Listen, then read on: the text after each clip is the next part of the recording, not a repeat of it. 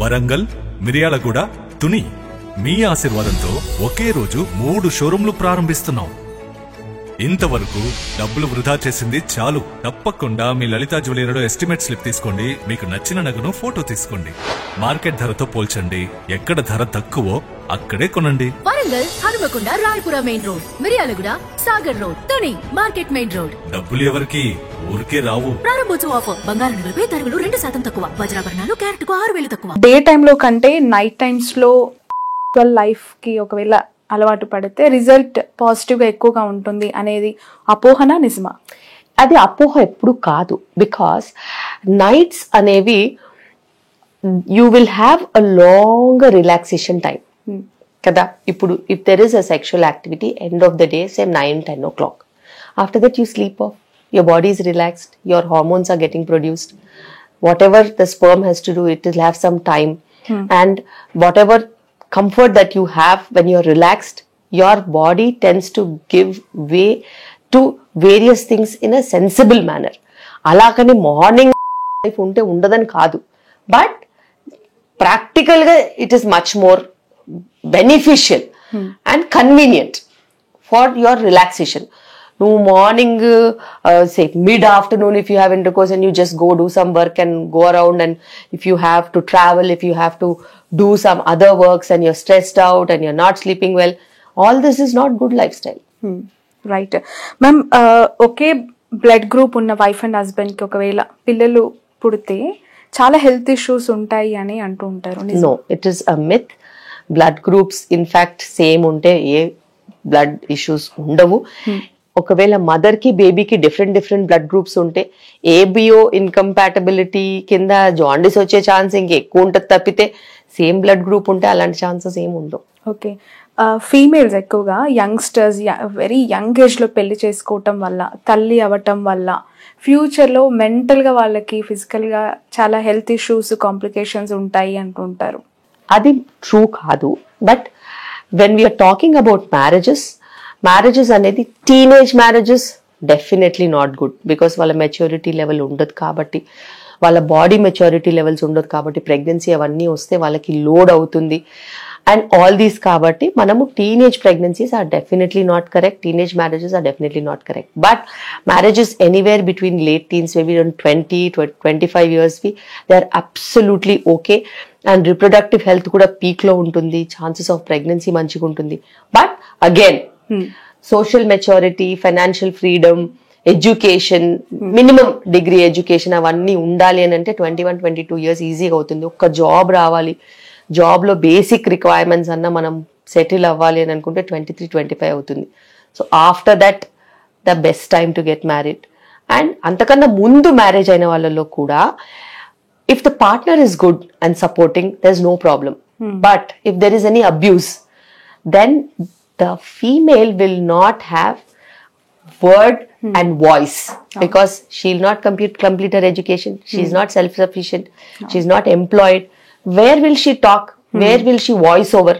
So అందులో exploit అవ్వడం కానీ, సైకలాజికల్ ప్రాబ్లమ్స్ కానీ, అడ్జస్ట్మెంట్స్ అయ్యి తెచ్చుకునే ప్రాబ్లమ్స్ ఎక్కువగా ఉంటాయి. అయితే ఇవన్నీ ఇంతకు ముందు ఉండేవి కాదు, ఎందుకంటే జాయింట్ ఫ్యామిలీలో ఉండేవాళ్ళం కాబట్టి పెద్దవాళ్ళు అడ్రస్ చేసి షీల్డ్ చేసేవాళ్ళు. కానీ ఇప్పుడు న్యూక్లియర్ ఫ్యామిలీస్ అయ్యేసరికి హస్బెండ్ కి ఏ ఫ్రస్ట్రేషన్ ఉన్నా కూడా ఉమెన్ మీద తీయడము, అబ్యూజివ్ గా అవ్వడం, ఇవన్నీ కూడా ఉంటాయి. And women is completely trapped in to the relationship because there are children that they have to take care of. వాళ్ళ మొహం చూసి వాళ్ళ కోసం అని భరిస్తూ ఉంటారు. బట్ ఈవెన్చువలీ 40s వచ్చేసరికి అదంతా చాలా ఎక్కువైపోయి, ఆ లోడ్ అంతా ఎక్కువైపోయి వాళ్ళ లైఫ్ అంతా వేస్ట్ అయిపోయినట్టు అనిపించి, అండ్ పిల్లలు కూడా ఎవరి దారి వాళ్ళు చూసేసుకుంటారు తర్వాత. Then they become very alone and they feel that pain and they get traumatized. Perimenopausal issues వచ్చేసరికి చాలా సైకలాజికల్ గా ట్రామాటిక్ గా ఫీల్ అవుతారు. రైట్. కొన్ని జనరేషన్స్ నుంచి చూస్తూ ఉంటే సర్జరీ అయిన డెలివరీస్ రేర్ గా ఉండేవి, ఇప్పుడు నార్మల్ డెలివరీస్ చాలా రేర్ గా కనిపిస్తున్నాయి. ఇన్ ఫ్యూచర్ ఐవీఎఫ్ డెలివరీస్ అనేవి, ఐవీఎఫ్ ప్రెగ్నెన్సీస్ అనేవి కామన్ అయ్యే పరిస్థితులు చూడబోతున్నాం. అలాంటి సిచ్యువేషన్ రాబోతుందా అంటే? డెఫినెట్ గా ఫర్టిలిటీ ప్రెగ్నెన్సీస్ నిజంగానే ఎక్కువ అవబోతున్నాయి. Because we're going towards an epidemic of infertility. అది ఇంకా పాండమిక్ ఎపిడమిక్ అన్ని ఒకటేలాగా అయిపోయాయి. ఇప్పుడు ఇన్ఫర్టిలిటీ చాలా ఎక్కువ అవుతుంది కాబట్టి. And over on top of it మేమేం చేస్తున్నామంటే even if they have an IVF pregnancy, because we have a setup, we have every specialist in the hospital, we would definitely try for a normal delivery. If she's not delivering normally then we will do a cesarean. So anything cesarean లో కూడా blood loss chances ఉంటాయి. PPH లు ఇవన్నీ ఉంటాయి, postmortem haemorrhage లు, blood loss లు. దానికి అనుగుణంగా బ్లడ్ బ్యాంక్, దానికి అనుగుణంగా హై రిస్క్ అనస్థీషియా టీము, దానికి అనుగుణంగా మన సెటప్ పెట్టుకోవాలి. అయితే ఏదైతేనేమి నార్మల్ డెలివరీకి మించిన సేఫ్టీ ఉండదు. అది వాళ్ళకి ప్రెగ్నెన్సీలో ట్రావెల్ చేస్తూ ఉంటే, వాళ్ళ చుట్టుపక్కల వాళ్ళు ఇన్ఫ్లుయెన్స్ చేస్తూ ఉంటే, వాళ్ళ చుట్టుపక్కల వాళ్ళు ధైర్యం ఇస్తూ ఉంటే, వాళ్ళు ఒకవేళ యోగా క్లాస్కి వస్తారు 50 మంది, అందులో డెలివరీస్ అవుతూ ఉంటాయి కదా, మిగతా వాళ్ళు వీళ్ళని చూసి వాళ్ళ ఒపీనియన్స్ మార్చుకుంటారు. రైట్, డెఫినెట్ గా మార్చుకుంటారు. మ్యామ్ చాలా మంది ఈ IVF ట్రీట్మెంట్స్ గురించి విన్న వాళ్ళు సెలబ్రిటీస్ చెప్తూ ఉన్న మాటలు విన్నప్పుడు, లైక్ స్పోర్ట్స్ లో ఉన్నారు, లైక్ వాళ్ళకి స్పోర్ట్స్ అనేవి కొన్ని ఇయర్స్ గా కంటిన్యూస్ ప్రాసెస్ ఉంటుంది, వాళ్ళు ఎగ్ ఫ్రీజింగ్ చేసుకోవాల్సిన పరిస్థితి. ఉపాసన అలానే పిల్లలు కనిందని, లేదంటే ఇషా అంబానీ అలానే పిల్లలు కనిందని, ఎగ్ ఫ్రీజింగ్ సైడ్ ఇంట్రెస్ట్ చూపిస్తున్న జనరేషన్స్ అంటే ఇన్స్పైర్ అయ్యి వాళ్ళు అలా చేసుకున్నారు కదా మేము కూడా చేసుకుంటాము అని చెప్పి, దీన్ని ఎంతవరకు నమ్మాలంటారు, ఎంతవరకు కరెక్ట్ అంటారు? బేసిక్ గా టెక్నాలజీ, మనము ఐఫోన్ కొంటే వాళ్ళం ఇంతకు ముందు 7th జనరేషన్ iPhone 7, ఇప్పుడంటే iPhone 15, అంతే కదా. టెక్నాలజీ నువ్వు అప్గ్రేడ్ అవుతున్నప్పుడు, నువ్వు వేసుకునే బట్టలు నువ్వు అప్గ్రేడ్ అవుతున్నప్పుడు, అలాగే టెక్నాలజీని యూజ్ చేసుకోవడం కూడా నువ్వు అప్గ్రేడ్ అవ్వాలి. నీకు ప్రెగ్నెన్సీ ప్లానింగ్ 35 years వరకు లేదు అని నీకు తెలిసినప్పుడు, నీకు మెంటల్ మెచ్యూరిటీ ఉన్నప్పుడు, మరి నువ్వు 28 ఉన్నప్పుడే ఎగ్ ఫ్రీజింగ్ చేసుకుంటే నీ 28 years ఎగ్ క్వాలిటీ ఉంటుంది కదా. నీకు ఫైనాన్షియల్ అఫోర్డబిలిటీ ఉంటే, there are certain companies which pay for 2 cycles of egg freezing. Okay. Yes, there are software companies which pay for 2 cycles of egg freezing free of cost, everything funded from scratch. అలా ఉన్నప్పుడు నువ్వు ఆ mental మెచ్యూరిటీతో నువ్వు egg freezing చేసుకోకపోతే 35 yearsకి వెళ్ళి నువ్వు అక్కడ eggs తగ్గిపోయి, క్వాలిటీ తగ్గిపోయి నువ్వు సఫర్ అవుతావు కదా.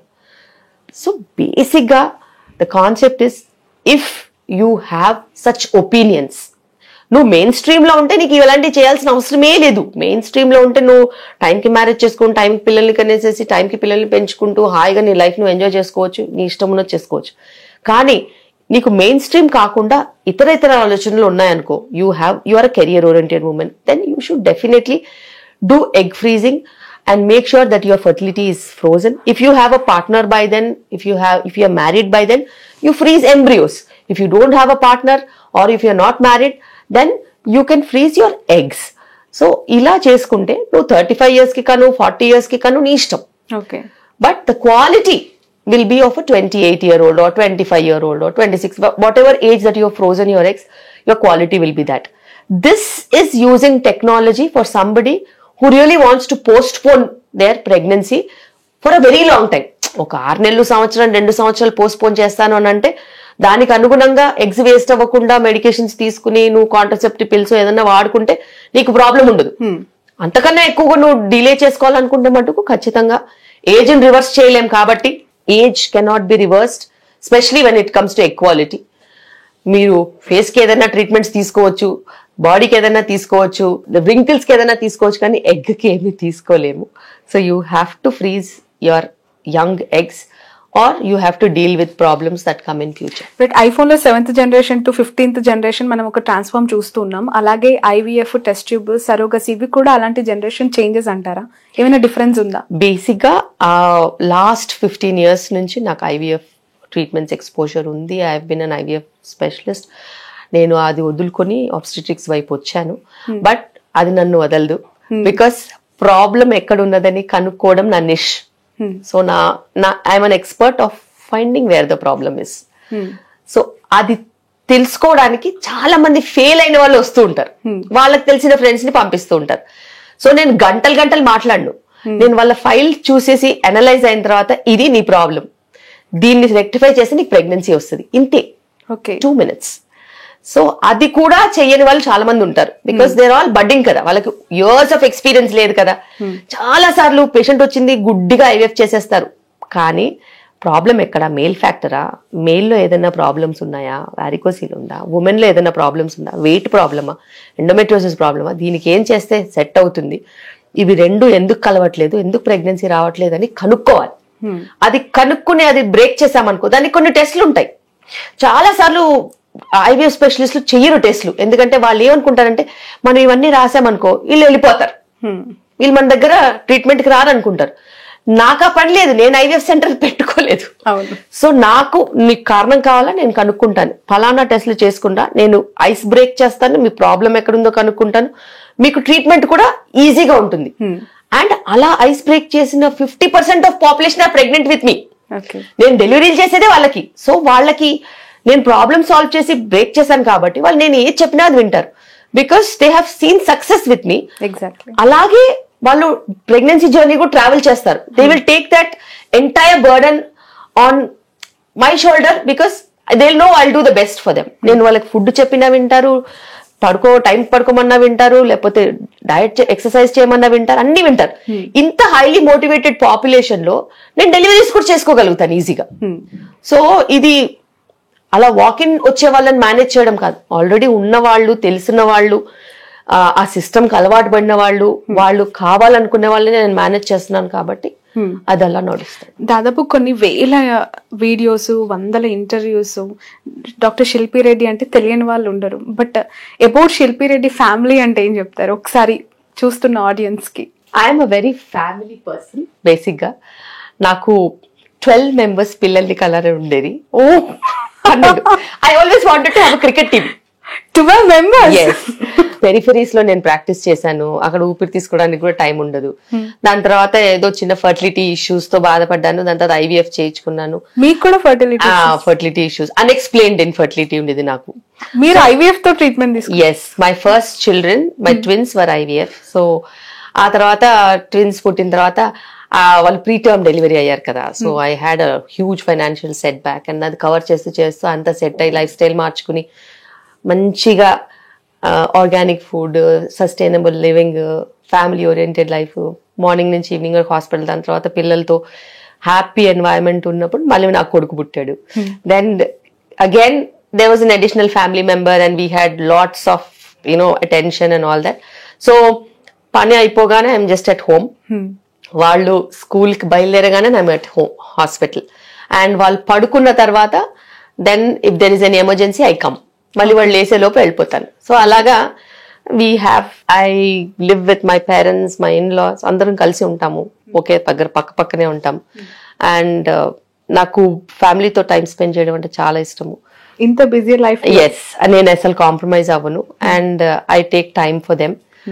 అండ్ డెఫినెట్ గా ఎంత పరిగెత్తినా కూడా కుటుంబ వ్యవస్థ అది చాలా ఇంపార్టెంట్, చాలా చాలా ఇంపార్టెంట్. అండ్ మన దేశంలో కుటుంబ వ్యవస్థ అనేది ఎప్పటి నుంచో అనాది నుంచి ఉంది. అండ్ దాన్ని మనం కాపాడుకుంటూ, మన కల్చర్ని కాపాడుకుంటూ ప్రతి పండగ సెలబ్రేట్ చేస్తాము. అండ్ నాకు ఇష్టం బేసిక్గా మన వే